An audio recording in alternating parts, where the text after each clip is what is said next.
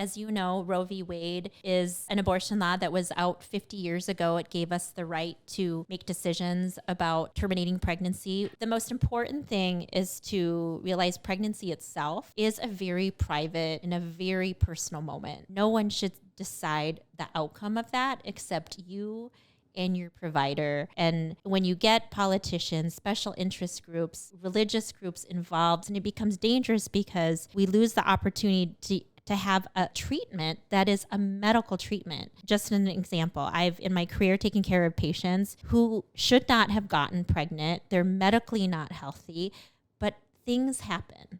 And birth control can fail. And those women with life-threatening conditions, cardiovascular conditions, pulmonary conditions, women who can die because they're childbirthing, we need options for helping those women not continue, or else it's not, safe for them. There's also conditions in the baby where fetuses, when they're born, are not oftentimes born normally. They have multiple congenital anomalies, congenital meaning they're acquired, they're genetic. Those babies are anatomically not going to be normal, and then when they're born are not compatible with life. So imagine trying to be a mom to carry that baby as far as she can go to know that that baby isn't compatible with life. That's about mental wellness and being able to go on with that. So the opinions regarding that are personal. It's not about pro-abortion anymore. This is about being able to limit the ability to make decisions for women. This is about the limit to now in many states, not only limit abortion. When these laws come through and Roe v. Wade is overturned, because it will be overturned, half of the country will be no longer able to give therapeutic abortions. It will be overturned? It will likely be overturned. And when it does, we have to be prepared. And as women, we will need to think about good contraception if we do not want to be in the position of having to find a safe place to get an abortion if you need it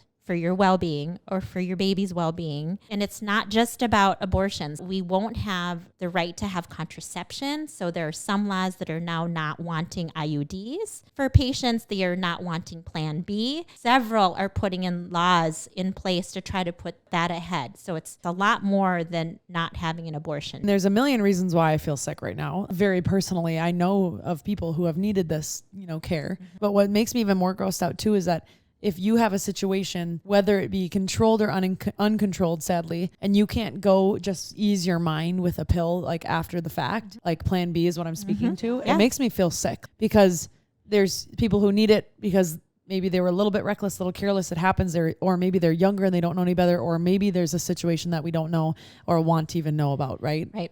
But that just makes me feel ill. Like it's so wrong. In my opinions, all of this is just completely wrong. So what do you recommend, I guess, as a doctor? Like, what do females do if this is overturned? Those women have to travel hundreds of miles to get care. So if you do not have the resources today to have treatment that you need, you will have to travel to find it. The states that will remain open for treatments will have fluxes that will require us to open up services. So they'll be saturated. That's the other problem. So they'll have everybody seeking for the same thing. Wow. But I'll tell you, not only is it therapeutic abortions, but we're thinking about medications. So there are medications that allow you to terminate. There are pills vaginally and orally that can have you do that.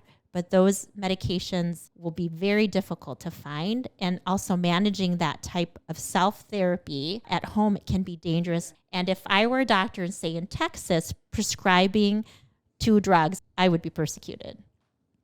Oh my gosh. This is just absurd. And realize the doctors who do really good women's health, it's not pro-abortion. We're not saying to women, you need an abortion. I am catering everything to what you need based on the situation you're in and the life circumstance that you're in and the medical problems that you have. It's not an easy decision. I think a lot of people out there think these women, they can say right away that they want to terminate a pregnancy. No, that's not what women are doing. They sit with it. They contemplate it. They talk with you about it. And Absolutely. But also, I'm going to say one other thing. Marginalized communities, Black and brown people, those are the people that are most hit because they do not have the resources, nor did they ever have the education for contraception, nor do they have access to healthcare, nor do they have the ability to like travel the 300 miles to do the things that we can do. Separation just gets bigger, and it just causes a pushback that we never needed and we never anticipated happening. We've had this law